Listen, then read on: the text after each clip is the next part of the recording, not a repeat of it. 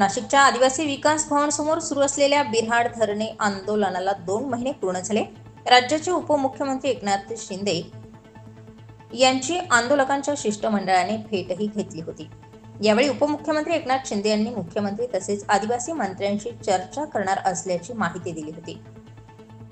तसेच ते त्यांच्या मूळ गावी गेले असताना पत्रकार बांधवांनी पुन्हा एकदा त्यांना रोजंदारी कर्मचाऱ्यांच्या या आंदोलनाबाबत प्रश्न विचारला असता त्यांनी लक्ष घालणार असल्याची माहिती दिली।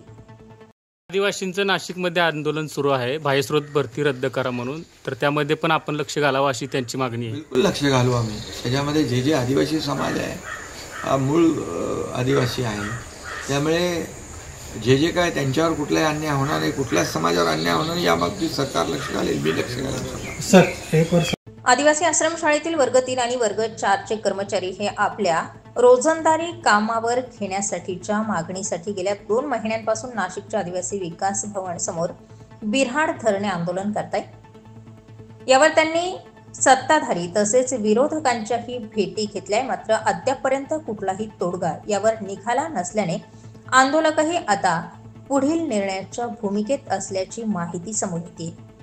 स्टार 24 फास्ट न्यूज साठी गौरव पाटील, नाशिक।